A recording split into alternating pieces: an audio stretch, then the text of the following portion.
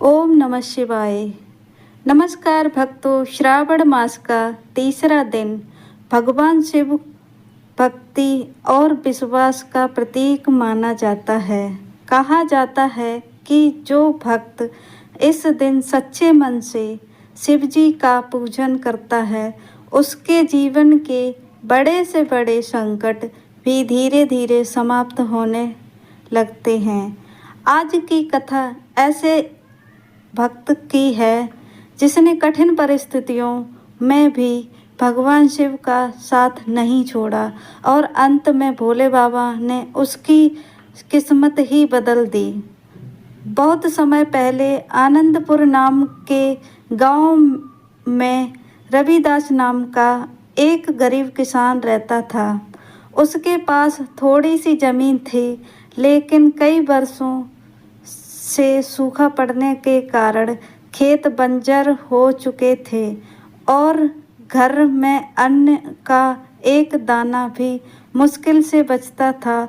पत्नी और बच्चे भूखे रह जाते, फिर भी रविदास के चेहरे पर भगवान शिव के प्रति विश्वास कभी कम नहीं हुआ।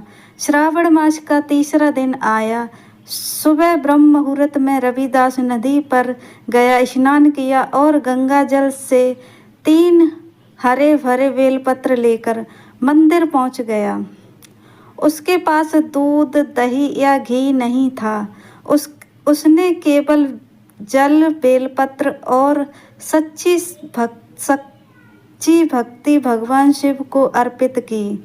मंदिर में कुछ धनी लोग बैठे बड़े बड़े थाल में पूजा सामग्री लेकर आए थे। उन्होंने रविदास को देखकर कहा, इतनी साधारण पूजा से क्या भगवान प्रसन्न होंगे? रविदास ने मुस्कुराकर उत्तर दिया, भगवान को वस्तु की नहीं, भक्ति के मन की आवश्यकता होती है। उसी रात कैलाश पर्वत पर माता पार्वती ने भगवान शिव से पूछा, स्वामी, आज आपने किसकी भक्ति की पूजा सबसे अधिक स्वीकार की? भगवान शिव मुस्कुराए और बोले, जिसने सबसे अधिक प्रेम दिया। शिवदास ने मुझे केवल जल और 3 बेलपत्र चढ़ाए, लेकिन उनमें उसकी सच्ची श्रद्धा थी। वही मेरे लिए सबसे अनमोल है। अगली सुबह गांव में अचानक घने बादल छा गए। कई महीनों बाद जोर बारिश हुई।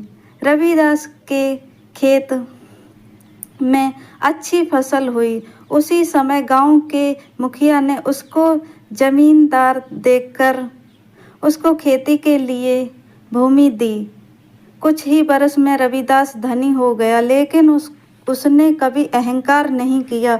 वह प्रतिदिन शिव मंदिर जाकर सबसे पहले गरीब को भोजन कराता और फिर भगवान की पूजा करता। एक दिन भगवान शिव एक साधु के भेष में उसके घर पहुँचे। रविदास ने उन्हें आदर पूर्वक भोजन कराया और विश्राम कराया। तभी साधु अपने दिव्य रूप में प्रकट हुए। सामने स्वयं शिव और माता पार्वती विराजमान थे। भगवान शिव बोले, तुमने कभी अपनी भक्ति का व्यापार नहीं किया।